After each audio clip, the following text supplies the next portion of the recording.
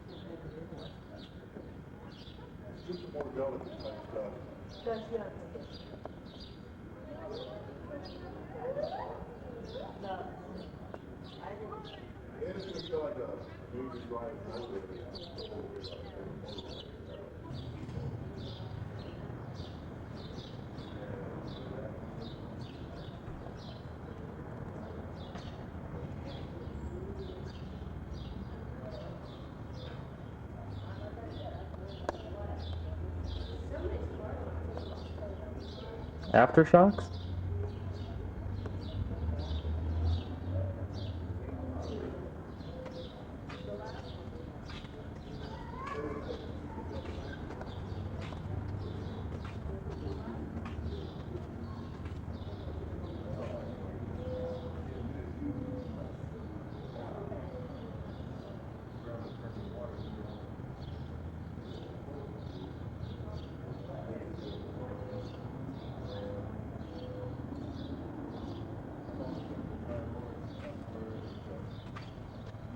Oh, good for him.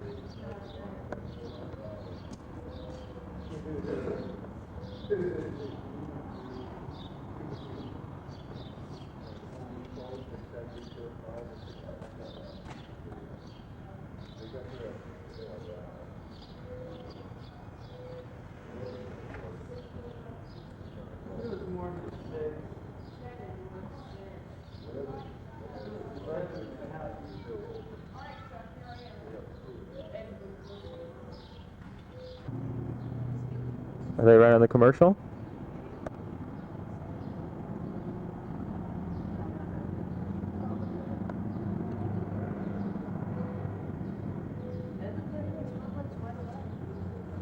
Oh, I'm feeling pretty good. I'm shooting the pool right now so you can see it. Yeah.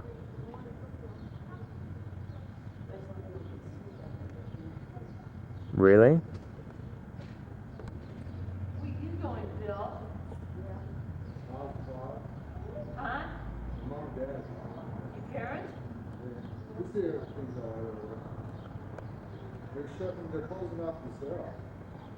Closing up what? They're closing LaSalle Street. Are they? LaSalle, that's probably what.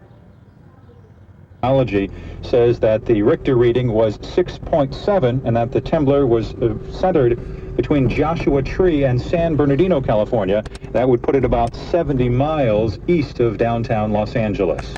I'm Ken Gilio, AP Network News. And this is Norm Bay, and we're going to be going right to Michael Clark and get an update on the news here at KFI.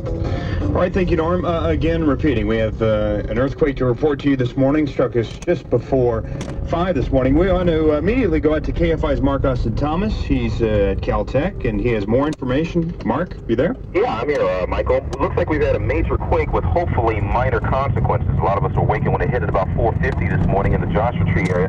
For most of us who were not near the epicenter, it was more of a rolling sensation than a sharp jerk or jolt. What's the distance? If you're closer to the center, you will feel a very sharp, jolty type motion. And if you get farther away, like Los Angeles is away from this, you'll get a more rolling flow.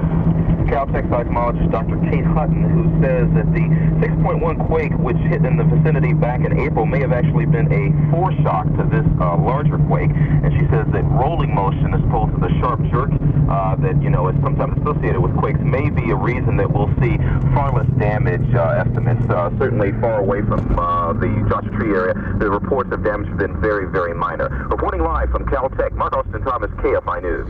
Thank you, Mark. We can tell you that there has been a structure fire reported in San Bernardino this morning, and initially when the quake struck, too, just before 5, we had plenty of reports of power transformers blowing up. A lot of people reported seeing flashes in the sky immediately after the earthquake. I want to turn now to KFI's Tammy Trujillo. I believe she's still in Corona. Tammy, what do you got up there? I am still in Corona, Michael. Just a little bit outside Orange County, not all the way into Corona, about a mile and a half to the east of the Orange County border.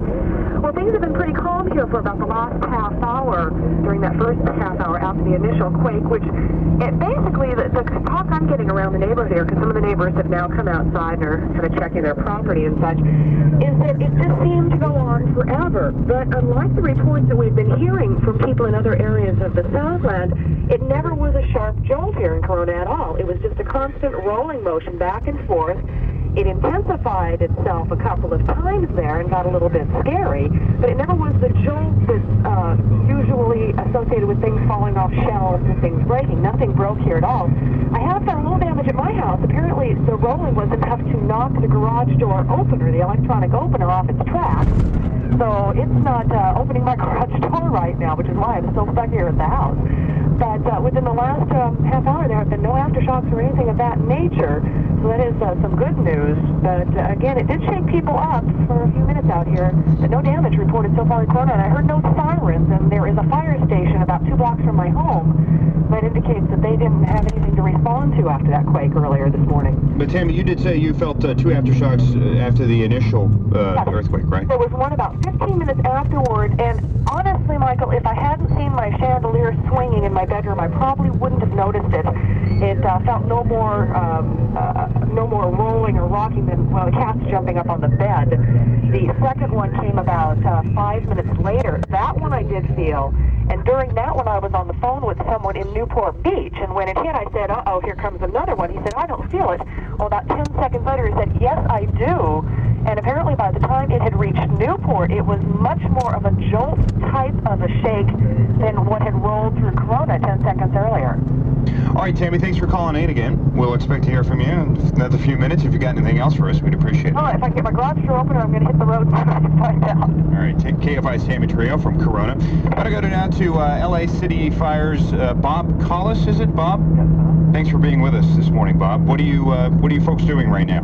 Well, I was telling you, gentlemen, earlier that the most common incidents, seeing the wires down and leaking natural gas. We have no structure fires that I could confirm, at least at this time. We have all our people out of the quarters. That's our routine to go to a safe area, and then they patrol their area, and we've got 2/3 of the city report back no major structural or no structural damage to speak of, just power outages and wires down. Obviously, live wires and gas are in a danger, and people should stay away from them. But again, why don't you repeat this kind of information about safety and concerning high voltage lines and gas, so the folks know exactly how to handle it. Right. Any wire down you want to consider live. It could be a telephone wire even. Just stay away from it.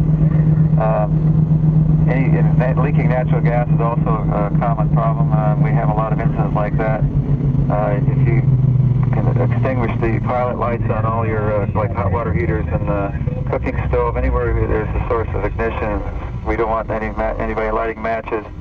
If the gas is leaking in the house, you want to get out of the house, open the windows and get out of the house.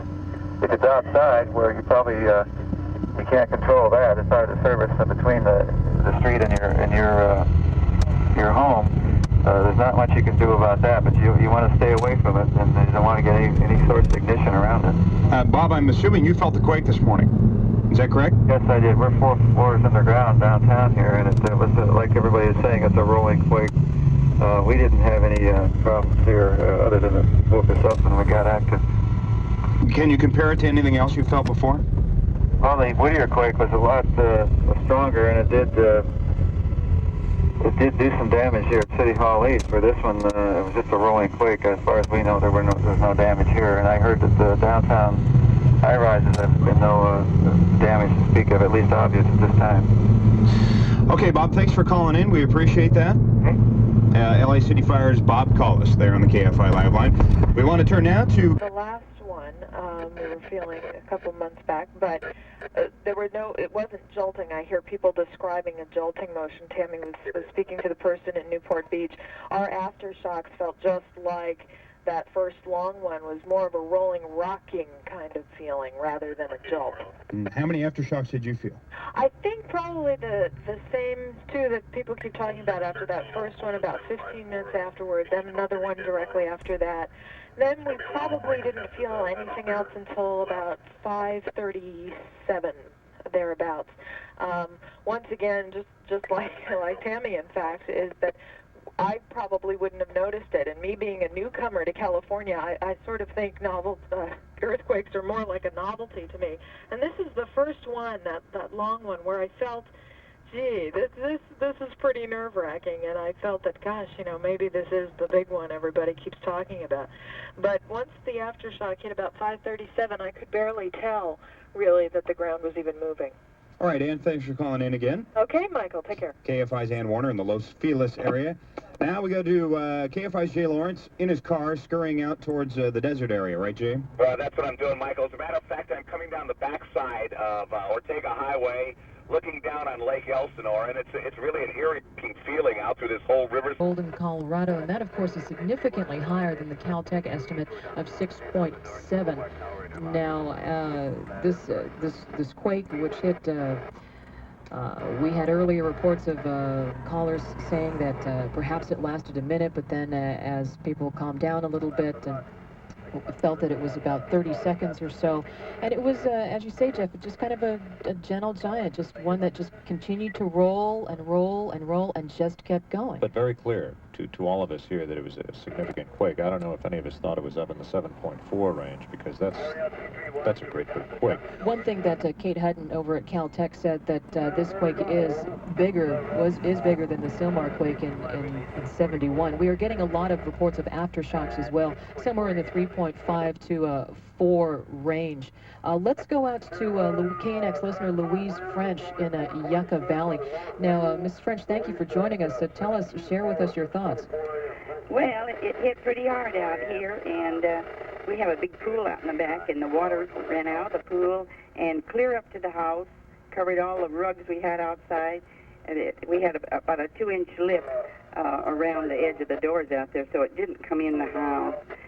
And I thought it never would quit shaking, and we've had quite a few aftershocks and everything, but we're okay. We're just east of Palm Springs, just a little bit, and we've had an awful lot of aftershakes out here. We had no electricity or anything for a little while, but now everything seems to be kind of slowed down. Have you been talking to your neighbors? Yeah, one of our neighbors came over because with their car to check on us this morning. Valley, and the news continues to be rather encouraging from there. She says there are no reports of major damage. She has experienced no major damage. Power is out, however. That's the theme this morning. There seems to be power outages wholesale throughout the area. People driving the freeways this morning have called in to describe a virtual light show as they see arcing from transformers going on, just willy-nilly throughout the entire area. So power outages general throughout the area. Let's get some more information now from LA City Fire spokesman Bob Collis is joining us on the line now. Mr. Collis, we're getting reports of fires in the area. Thank you for calling. The mobile customer you are trying to reach. Well, I guess we've lost the mobile customer. Yes, we certainly have. Barry Nugent from LA County Fire apparently is on the line. Mr. Nugent? Yes. Okay, share with us, if you would, what is going on as far as the incidents you've had to respond to. We're getting reports of fires, perhaps small grass fires caused by downed power lines. What more can you tell us? Well, at the LA County Fire Department, in several of our battalions, we have had reports of grass fires. There have been several down in the Carson area and over in Lomita, and then as well out towards Bellflower. We've had at least 5 that we know of at this point. All of them aren't out at this time, and there doesn't seem to be any structure damage associated with those grass fires, though. But only grass fires? Only grass fires. No reports of any structure fires as a result of the quake. Well, we keep talking about the magnitude of this quake. This quake came in initially as a 6.6 from Caltech, now out in... Services saying very generally that buildings have been knocked down. Have you heard anything to that effect? In our area, we do not have any reports of that. We have heard something in regards to buildings down out in the Joshua Tree area, but not in any of the areas serviced by Los Angeles County Fire Department. Okay, but again, that was very general information. We have no specific information from anyone calling in to say that a particular building has been knocked down in a particular town. None of that has come in. Again, the damage at this point that we can confirm seems to be largely related to fires, and those fires coming in due to down power lines. People driving the freeways this morning say that there have been just wholesale power lines coming down. A virtual light show this morning as electricity was arcing to and fro through the air. Reverse lightning, as KNX editor David Asias called it earlier today. And that electrical... Well, we have Los Angeles County Fire Inspector Barry Nugent reporting that a number of grass fires occurred when power lines fell in widespread areas throughout the county. Now, all those fires are reported out, but a house is on fire in the Baldwin Hills area, as we just told you, and we're trying to get a location, exact location on that. Also, we have reports of a fire out in the Yucca Valley area. That's coming from a mobile home park, perhaps some kind of trailer on fire out there. And the California Highway Patrol reports that there is a structural damage to the McBean Parkway in Santa Clarita at the Golden State Freeway. There are pieces of concrete falling from the parkway. CHP also reports people staying off. They're asking you to stay off those freeways. We're going to go back to the phone lines now, and we have some of our KFI listeners calling in. Victoria, I believe it is. Victoria? Our neighbor had a gas leak, and he said to shut off his gas. I've also been listening to Palm Springs station, which said that a Vaughn's store in Cathedral City has a very large crack in the middle of the floor.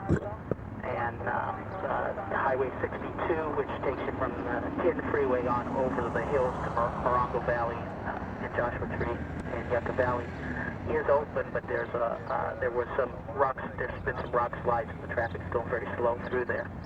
And we must have felt over a dozen aftershocks. I was talking to your guy earlier, and while I was talking to him, one hit. The last 3 or 4 minutes, we haven't felt any of them. Incredible. Anything like, have you ever felt anything like this before? I was born and raised in California. The Silmar earthquake was the biggest earthquake. I was living in San Bernardino at the time, and I was in high school at the time. And that was the biggest earthquake that I ever felt until today. So this definitely tops it. Yeah. How many folks out there in Beaumont? Beaumont has about 8,000 or so. Mm-hmm. And then Banning next to it, I think it's about 12,000, 13,000. Okay. So there's Banning, Beaumont, then you go over the pass, and then you get to Palm Springs. Right. Thanks for calling in. We appreciate that. Mm-hmm. Okay, now. Bye. Good. We want to go to Ed in Big Bear now on KFI Live Line 1. Ed, are you with me? Yeah, I'm here. We had some earlier reports from Big Bear that didn't sound too good. What can you tell us? Well, it was the worst earthquake I've ever felt. I went through the Silmar quake in Lakewood. And they don't know if it was a heart attack or actual damage from the earthquake, but it was reported on local radio. We got our power back on. I got my scanner going. And my wife and I are going to take a ride around this town to see what the hell happened. But we know the local bowling alley is trashed. The West End Circle K, as you're coming into Yucca Valley, is trashed. I think 2 walls caved in.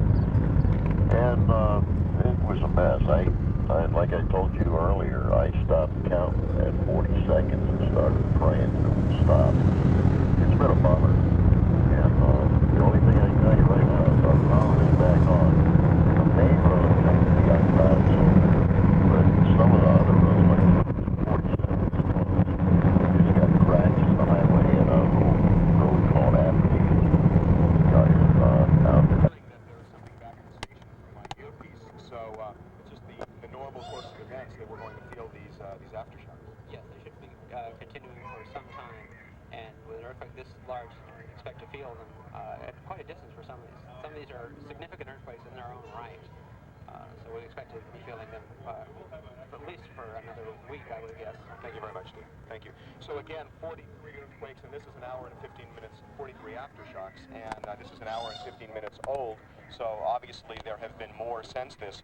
They range from a 3.1 which was early on after the quake, to a 5.2, which hit at 6:11 this morning. As I said, 3 of them are 5.0 or higher, which is a hefty shaker in itself, whether you call it an aftershock or whether you call it an earthquake. A little bit of an update on the problems that they've had at Caltech. We are assured that they are on separate independent generators in this room with where the seismographs are, and that even if there is a problem, an electrical problem on campus at Caltech, that it won't affect. We understand that there's been 1 broken bone, but no serious injuries at this point. Emergency crews are traveling up and down the Morongo Valley, Highway 62, the 29 Palms Highway, checking to make sure that everyone is okay. As we have been mentioning, communication is not that good in this area, so in some cases it's a house-to-house investigation on the part of emergency crews. This particular bowling alley and windows broken in Yucca Valley are some of the major problems. The Kmart store, many things fell off the shelves. They're in there right now trying to straighten things up. Also problems at a Bonds market in Yucca Valley. We understand that groceries fell off the shelves there, and grocery workers are in trying to clean up that particular building. Again, we have to report to you, unfortunately, there are no serious injuries that we've been able to ascertain.